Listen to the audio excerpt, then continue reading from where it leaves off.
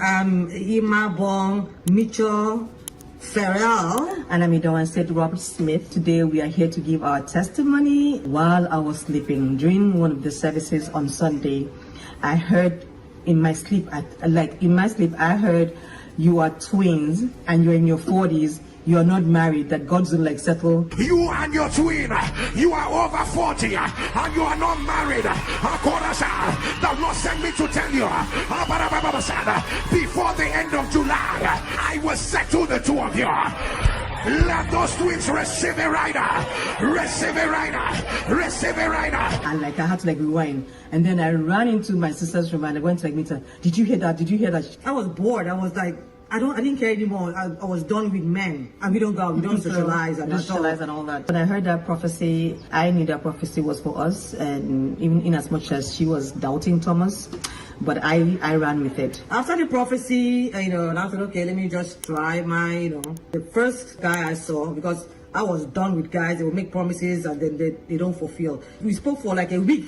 We started chatting on a week, and then she kept asking me, has he given you his number? I said no, and I'm not going to ask him for his number. I met this man online. The thing about us, let's just be honest. When we now met this man, the altar became, we went once in a while. It was a once in a while thing, and Pastor always say, what prayer gives, prayer keeps. And that we didn't do that. We weren't doing that, so it was once in a while thing, sleep off, and and that was just it. So in the month of May, very little minor issue, and that was it, Pastor. It was over. So many things we just happened. We had to even call our mom and I said, did anything happen during our birth? Was there any sacrifice that you guys did that they said, oh, you guys must not whatever relationship you guys go into will not work. So it was like a burden. It was like this yoke that was just hanging over our head that probably will never get married. And at this time, remember, Pastor now said, in your 40s, so I kept reminding God, I'm like, God, I didn't give the prophecy. It was Pastor Jerry that gave the prophecy. And I know, God, you will always honor what your son said. That was just it. And I'm like, God, this December 12, you're turning 50. And you said women in their 40s. So if it's in their 40s, it means I still have about 5-6 months. At this point, nothing is happening. And let me just, hand over to my sister. And then I wrote everything down. We started dancing. Because anytime I send him a message, he doesn't respond. He just says thumbs up, nothing. I was just get so mad. And the next thing, he started sending his pictures. And I was like, does he want the relationship back and all that? And then after maybe a few days, he now said, can we get back together? Pastor, this time around, I was not joking on the altar. I was his name. I was holding it to my chest. This time around, you are not going anywhere. You're not going anywhere. And then everything was just perfect. The wedding date was set, and then I was planning her wedding. We're just going, and I just was I was just so happy. For some reason, I just didn't know why I was really happy.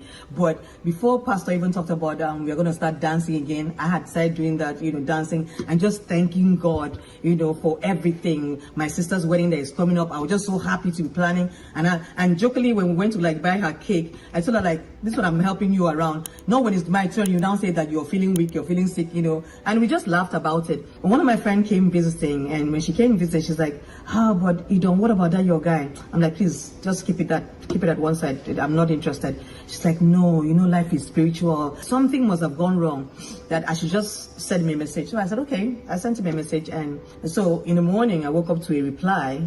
He now said something very shocking, even when I still think about it, it gives me goosebumps. He said, guess what happened? I came into the kitchen, and on my kitchen counter, I found 2 pieces of paper. I looked around to know how this paper got here. And while he was still trying to digest that, my message now came in. He was like, no, this is not a coincidence. And then he heard in his spirit, it is time. So that's what he now wrote. And Pastor, that's how we started talking. And then he now said to me, oh, I'm coming to see you in July because I'm going to start work in September. And I'm like, so in my mind, I'm like, okay, we just started talking. So it means he's talking about next year, July. He was like, no, this July, I'm coming to see you. I'm coming to finish what we started. And I was like, okay. Pastor, That's how it it's goes. so it's hard to like just process. So my sister's wedding boom, happened It was gloriously. like 6 weeks apart. 6 weeks apart and She everything. got married. I got married July. My parents are 13th. happy. My parents are both 85, Alive. and my dad is 87, Seven. and he was still strong. And you're gonna see a picture of my dad Yeah. walking us, both of us down the aisle. And her marriage happened in June, mine happened in July. Sisters, if you're believing God for a husband, like you see this altar, there is fire on this altar. And we got the best men. They adore us. Like they worship the Pastor, ground. let me tell you something. When we got married, one night he now tapped me in the middle of the night, and I said, "Is everything okay? You're the best wife. God gave me a good wife." And I said, "Okay, you should have told me this in the morning. You know, The like- same thing with me, Pastor. Like when he was I got so emotional when he told me that I thought life was over for me. I thought like nothing good would ever come into my life, and God decided to like honor him. And because of this, my husband that never used to like go to church, he said he's gonna be committed. He said God has been so merciful towards him that he just has to like find his way back to church, back to that God. Like we pray every day.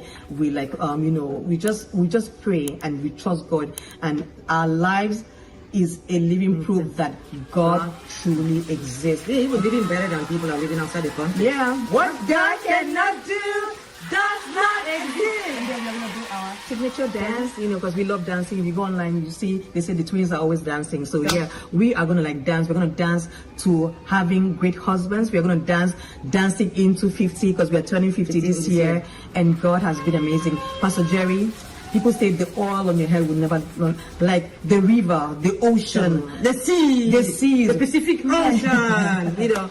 Yeah, your life is a living testimony. So this is from the twins.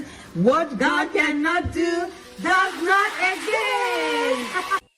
And as we video celebrate our God, celebrate, celebrate.